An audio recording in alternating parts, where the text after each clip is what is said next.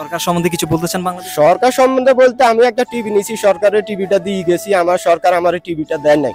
বাংলাদেশ শেখ হাসিনা সরকার, আমি 14 বছর ধরে দেশে গেছি, একটা টিভি নিছিলাম, এখনো টিভিটা এয়ারপোর্টে আছে। তখন আমায় বললো যে 10,000 টাকা দিতে হলে টিভিটা নিতে হইব। আমি 10,000 টাকা দিই নাই, আমি একজন প্রবাসী হিসাবে আমাদের দেশের সরকারকে ওই টিভিটা আমি দিয়ে চলে গেলাম। মানে এটা গিফট করছেন নাকি আল্লাহর রাস্তায় দিয়েছেন? আল্লাহর রাস্তায় বললেই হয়, আল্লাহর রাস্তায়। হ্যাঁ, আমি 32 ইঞ্চি একটা সনি টিভি নিছি, টিভিটা আমার এখনো এয়ারপোর্টে আছে। তারপরে আমি আর টিভিটা নিই নাই, যেমন আমরা সরকার বলতেছে দেশের অনেক কিছু করে, প্রবাসীরা অনেক কিছু করে, তো আমি ঘাটতি বই একটা টিভি নিলাম, মনে করেন ওই টিভিটা নিয়ে গেল, আমি দেয় নাই। এ হইলো আমাদের দেশের সরকার, এই দেশে হইলো আমাদের দেশের নীতি। আমি এই বিষয়ে একটু অ্যাড করতে চাই ভাইয়ের সাথে, যে আমরা প্রবাসী যারা, আচ্ছা আমাদের টাকাগুলো কোথায় যায়? বাংলাদেশে তো নাকি? বাংলাদেশে যায়।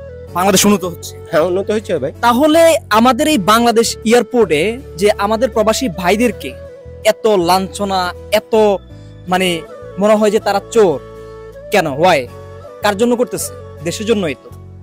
অবশ্যই আমার ব্যক্তিগত পক্ষ থেকে এবং প্রবাসী ভাইদের পক্ষ থেকে আকুল আবেদন থাকবে, আমাদের প্রবাসীদেরকে সম্মান করতে শিখুন, আমাদের প্রবাসীদেরকে ভালোবাসতে শিখুন। এয়ারপোর্টে গেলে যারা ভিআইপি আছে তাদেরকে ভিআইপি না ভেবে অবশ্যই যারা এই কাজ করে রেমিটেন্স পাঠাচ্ছে তাদেরকে সম্মান করা উচিত, তাদেরকে ভিআইপি ভাবা উচিত। এই যে আপনারা হয়রানি করতেছেন কোন একটা জিনিস নিয়ে গেলে, আপনারা এটা এয়ারপোর্টে আটকিয়ে দিচ্ছেন, আপনারা জানেন যে আসলে কত কষ্টের টাকায় এই জিনিসটা বাংলাদেশে উনি নিচ্ছে, মাথার ঘাম পায়ে ফেলে এই জিনিসটা ফ্যামিলির জন্য নিচ্ছে। আর সেই জিনিসটা যখন আপনারা এয়ারপোর্টে আটকিয়ে দেন, তখন একজন প্রবাসীর কোথায় লাগে আপনি জানেন? কলিজায় লাগে।